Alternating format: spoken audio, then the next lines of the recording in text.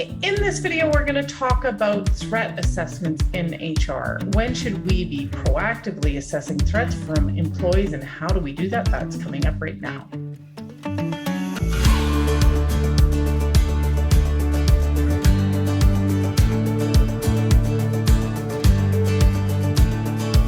Hi there, I'm Andrea Adams. This is HR Shop Talk, and on the show you get expert insight into everything about HR.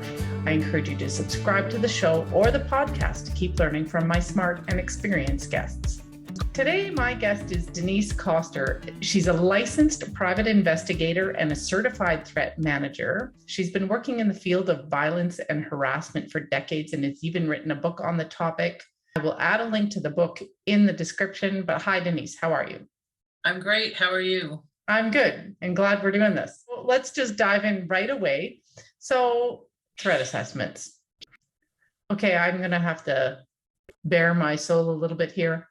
I did so many investigations and I've never done a single threat assessment. This is going to be illuminating for me. So, first question here to get us going. What's the difference between a threat assessment and a risk assessment? Well, a risk assessment is really looking at a situation that's potentially in the future. Mm-hmm. Risk assessments or audits, they're generally mandated in most provinces. They're part of an occupational health and safety committee. There's policies, there's procedures, it's structured, they happen on a monthly basis. And really what they're doing is ensuring that the workplace has safety measures in place so that no harm comes to the employees. When it comes to a threat assessment, it's not mandated, Right. as a risk assessment is. And organizations don't generally have formal policies, procedures, how to follow them. It's assessed at the beginning and then it's managed throughout. One threat assessment can go for 10, 20 years because the threat is always there. When you Right. talk about situation as a risk, you do the monthly assessment to make sure there's, the checklist is followed. Threat assessments can be typically either person to person, they're anonymous threats. And now with COVID and unfortunately being online, threats are happening more online, more on social media than they've ever been before in workplaces. And typically they can come from current employees. For example, when somebody is being disciplined and they may say to the HR manager, "You're going to regret the day that you ever met me." Past employees, that can happen days after a termination or a resignation. We hear many cases, unfortunately, in the media where somebody was an employee 18 months ago and for some reason their life might have fallen apart. And in their minds, they believe the organization was the reason for that, so they come back years later. Threat assessments are also done for domestic partners of individuals in workplaces. All right. Past or present clients can also make threats to individuals. I'm happy to see, as a threat manager, more and more organizations that actually have posters and notices to the public to say, this is not acceptable. You can't threaten the staff. You will be escorted out.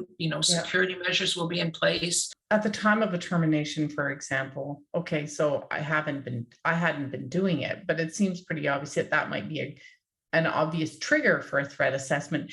But 18 months later, 2 years later, how do you know that employee has become an active threat? If you look at any workplace violence, threats, shootings, murders, mass murders that happen in workplaces, they'll say, "Oh, it came out of the blue." Then when they start doing the assessment, they say, "Oh, looked at their Facebook, looked at any other social platforms. Staff had been getting text message from this individual. This individual's marriage broke up." It could be a number of different things, but the bottom line is that every termination does not mean that someone's going to potentially come back and hurt people. What has to happen is that the signs can no longer be ignored. the signs of somebody posting something really inappropriate or sending a message. The problem with organizations, though, unfortunately, is that it's not a topic that's openly discussed. Staff management don't generally say, if you see something or hear something, you need to tell someone. That's the bottom line. So if you get a text or somebody says something to you in the lunchroom or in the parking lot that makes you a little bit anxious or nervous or afraid, they need to report that. But organizations, as they do with bullying, discrimination, harassment, they have all these policies, procedures. Everybody knows you have to report that. But sometimes people get paranoid and they say, am I being paranoid? Denise gave me a look, but it really didn't mean anything. But then they have a series of events that make them fearful. So organizations have to put it out there that all threats are real, perceived or actual. It still has to be investigated. So why is this a conversation?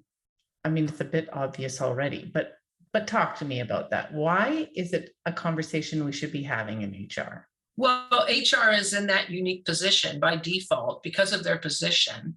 They're the ones that are, first of all, they're generally involved in hiring of staff members. They're involved in discipline of staff members. They're involved in terminations. They're involved in receiving complaints about discrimination, harassment, and bullying. And I'm pretty sure that the vast majority, from my experience, that people come forward, the reason they don't come forward is they're afraid of that individual or they're afraid of retaliation. HR people are the receivers.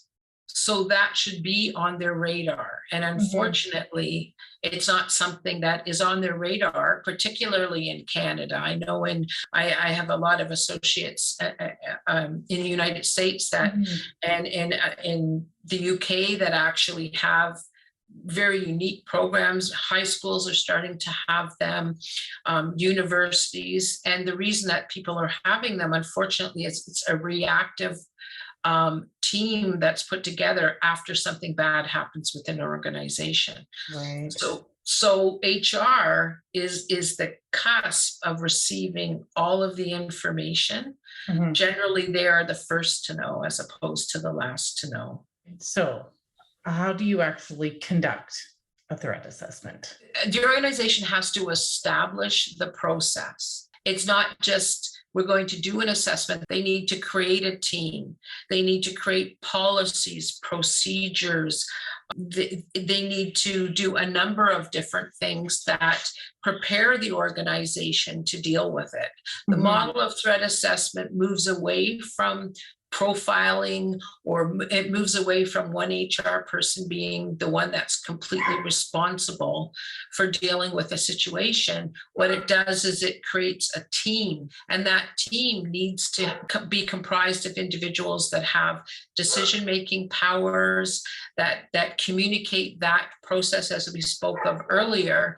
There's no point in having a process if the staff is unaware of the process.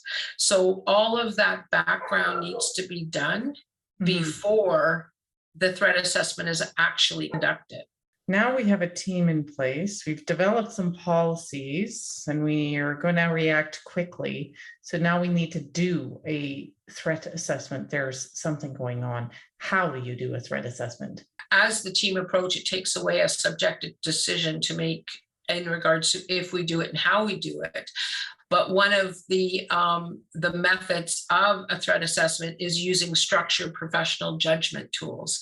And what they are is taking information and putting them, it will help with decision-making. They're putting a number of things we talked about earlier about the subject, if you know who the subject is or the person that's making threat. So you take that information regarding them around, how they deal with conflict, mental health issues, past perhaps substance abuse, what things can actually prevent them from actually carrying out the violence. A lot of that information you may or may not know, Right. but what these structured judgment systems do is that you input that information, and then from that information, the actual, could be 21 points, whatever it is, ends up going into the system and creating a report that says, based on specific criteria and past experiences of individuals that have carried out violent acts, this will give you an idea of where the level of that threat is at that time.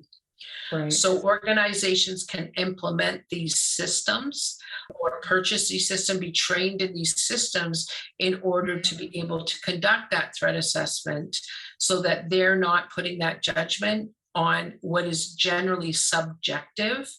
When people decide, they're stereotyping, they're prejudiced, they have a confirmation bias of who's going to be violent.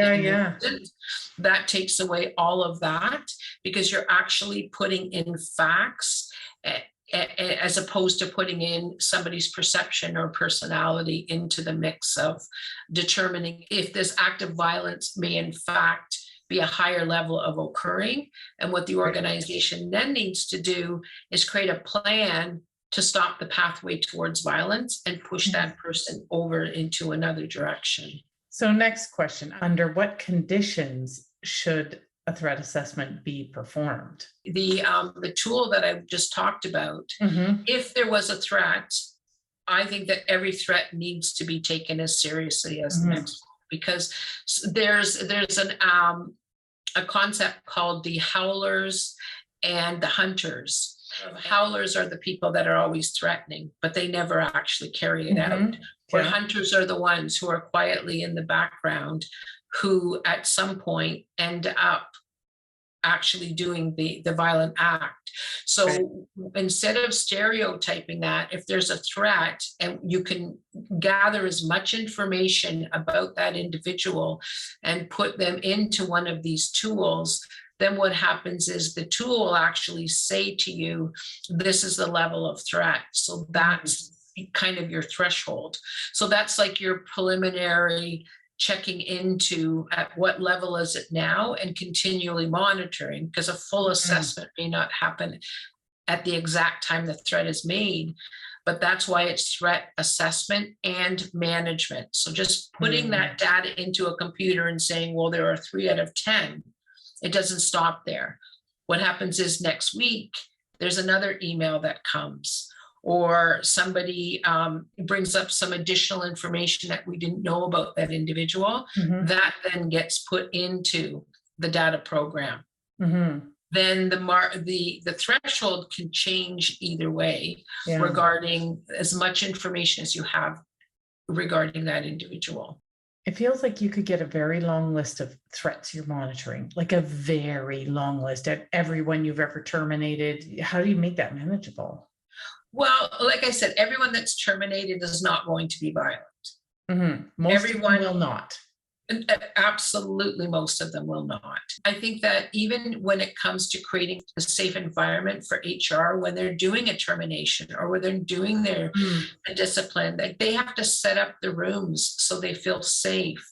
They have to set up some kind of a security system when someone is maybe disciplined or when they're terminated. I mean, that's why a lot of individuals or organizations walk people out to the front door, but that can actually trigger somebody potentially because of the level of embarrassment, the humiliation, the fact that they lost their job.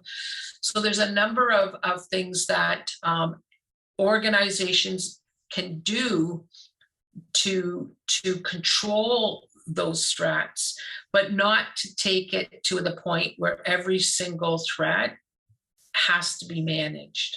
If you found this illuminating, subscribe to see all the episodes and comment. Have you had a threat and how did you deal with it? Let us know in the comment section. So who should be doing this? I mean, we, might call a professional like you, but that's not feasible every time. And certainly not maybe for smaller organizations who don't have the budget. So who should be doing this? Well, that's that team that we discussed. The team needs to do that. Starting a threat assessment team can be extremely intimidating, not only because you're holding the power of what may or may not happen within an organization. And people are sometimes afraid, so they either under or overcompensate regarding the threat. Having an external person that they could at least just support them in that process is really important. It depends how sophisticated the team is and their comfortability. I'm always concerned when people say, oh, we did a threat assessment, they're fine, because I'll make that recommendation and they'll say, oh, we met with them and they seemed fine with us. That's not doing a threat assessment. Or we ask them, are you going to come back and, do anything harm towards the organization or to any individuals? And the person says no, and they said, no, they're good. And I think that, again, because the concept is so new, and it's only when something terrible happens that people say, I guess we need to lock that front door, or we need to put in cameras, or we need to do threat assessments. Because previous to that, everybody thinks it happens on the other side of the street. They don't think it happens on theirs. Or, oh, that's they're all isolated incidents that occur. But those isolated incidents can become your incidents. It should have meaning to everyone, regardless of if it's happening to them or not. Yeah, that's scary. It is. It's a best practice. It's the same thing. I'll just use one example. It's the same thing as fire drills. You do fire drills every single month, and you empty buildings out, and everybody has to, do these mock drills. But yet people don't do those kinds of drills for if someone came in with a firearm. Those kinds of things, people don't put that as part of their best practices or part of a mandated process. They only react to it. And that's the problem with it. It needs to be a proactive as opposed to reactive, because most physical violent acts can be prevented if people looked at the pre-indicators and they actually intervened before it's too late. So now let's say we actually have a threat on the go. What are some things you can do to manage it? First of all is alerting the individuals that need to know that there is a threat. Oftentimes people are concerned about the fact that the target may not even know that they're being threatened. They have to create safety plans, not only for how to manage themselves in the workplace, but how to manage themselves at home. I've been involved in situations where organizations have actually had people's houses be watched by security because of a threat that it may not happen at work, but it may happen in their home environment. So managing that threat, staying on top of it, keeping it on their radar is extremely important. And again, as we talk about policies and procedures and threshold, when do you involve external bodies? If you think you need to involve the police, you need to involve the police. It's like with HR when they go, I wonder if we should call the lawyer. Then call the lawyer. You don't second guess what somebody else is capable of. And as I said, when you have these judgment tools that you can use, one that I use a lot is called Mosaic. That is a program that I use often. And it's just continually putting in the data and not letting that individual off your radar. That's the managing piece. Nothing may happen, but it's when it's like, oh, it's been a month, we don't need to think about that anymore. And yes, it can be very taxing, but frankly, in even large companies, the amount of actual threats, once they're assessed, are not seen as anything other than letting the subject know or the individual know, we're on to you. If you make a threat like that, we're going to call the police. The howlers, they tend to back off.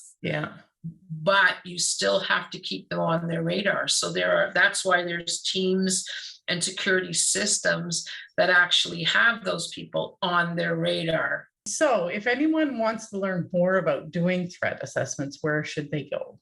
Well, I would suggest there's the Canadian Association of Threat assessment professionals. Okay. And there's the Association of Threat Assessment Professionals, which is out of the States. Those two organizations are amazing in regards to supporting, educating workplaces. They deal with all realms of threat assessments. Gavin DeBecker's Threat Assessment and Management Academy. Those are the organizations that I'm involved in the sense of being a member, and I'm able to access a lot of the information and the professionals in the field through those associations. And that would probably be the best step for organizations to not only be able to build that structure, internal structure, the policies, the procedures, and have the confidence and support to be able to do that job to the best of their abilities. Okay. All right. Well, I will add links to those in the description. Thanks, Denise. Unfortunately, that was not something I'd ever thought of, but now I have. I did another episode with Denise on bullying and harassment, and that link is right here. Thanks for watching, and see you next time.